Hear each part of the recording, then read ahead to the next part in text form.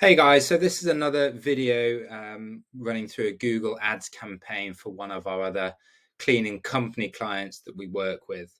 So like all the others, I just wanted to show you how we are structured, how we structure these campaigns, the sort of strategy we use, and the types of results that we are generating at the moment.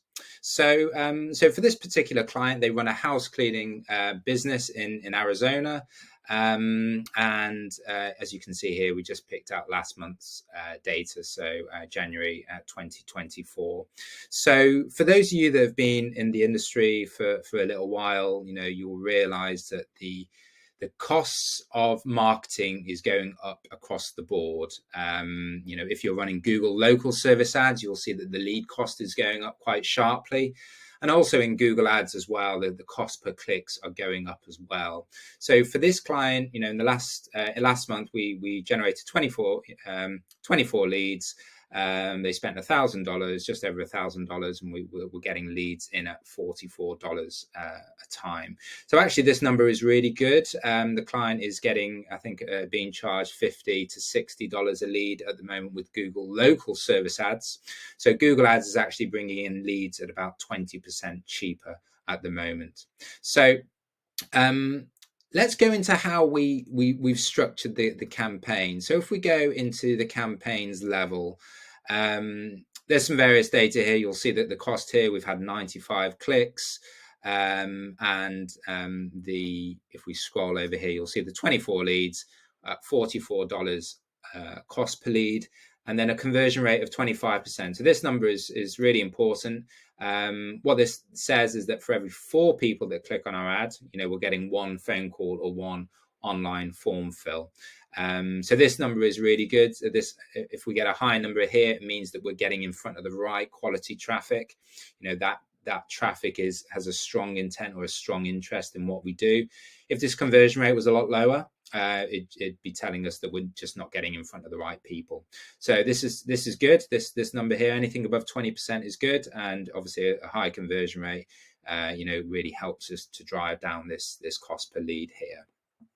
So if we go into the campaign itself, let me show you some of the search terms, because the search terms are really what drives the performance in the account.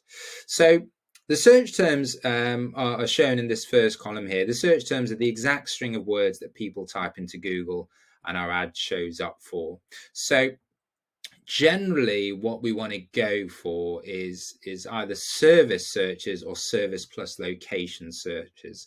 So as an example, this house cleaning service is near me. House cleaning service is a service search. Obviously the near me is the location, so that would be an example of a really good search. House cleaning services Phoenix, another great service plus location search. Again, here you see Glendale, near me. So when we look down this list, these are some really good searches that we have here. You'll see here that we've got various company names down here. There's Barefoot, Dino, Edge, Homoglow, and generally we don't want to be coming up for those searches because the conversion rate tends to be a lot lower. So we add those to something called a negative keyword list, and it means that in future, if those companies are searched for, our advert doesn't show, and it means that we can put more money into these higher quality keywords here. So that's why you tend to get a general improvement, particularly over the first few months with Google Ads, as the search terms report really gets tightened up here. So you'll see down here on the second column, this is the match type, and this, without going into too much detail, basically is us allowing Google to show us variations of these keywords.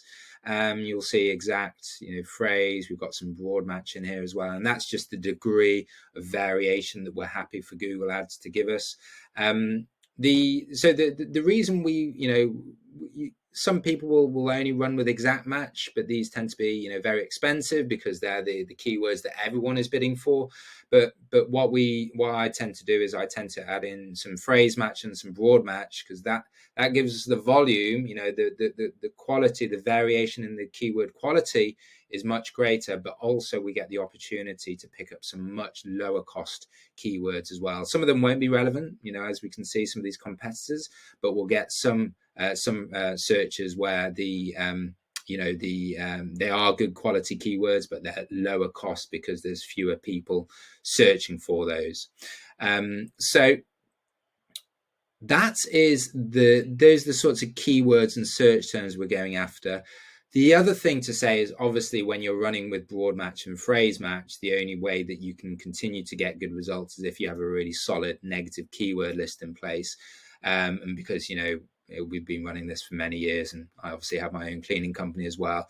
These 2 negative keyword lists, you know, coming up to 6,000 negative keywords long, gives us a huge amount of protection, you know, from these irrelevant searches. Because if you're starting from 0, you have to spend the money to identify the negatives, and it also takes you time as well. So it takes more time to get to, you know, get those results. So we run with broad match and phrase match, match type keywords, because these negative lists are so extensive and gives us a lot of protection from the majority of irrelevant search terms there.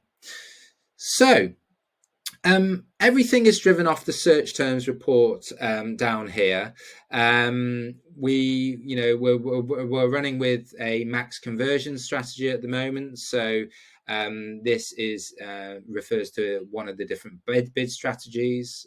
You know, you can target variation specific keywords, and then you can tell Google, okay, I want to bid for these keywords in different ways. And this is something that's referred to as the bid strategy.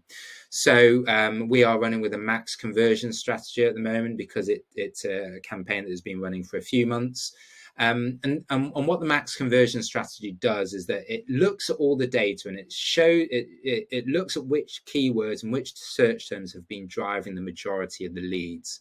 So it's a very smart strategy, because what max conversions does is that it automatically puts more money into similar related searches. So let's say house cleaning services Phoenix got us lots and lots of leads at a really great price. When we run a max conversion strategy, what that means is that Google will look for similar searches, because it knows that this keyword is performing really well for us, and put more money into those keywords when they come up. So if someone in the future searches for something that is similar to this, Google will more aggressively put our ad in front of that person. Maybe they rank us higher up in that search, or maybe we bid more aggressively for that type of search.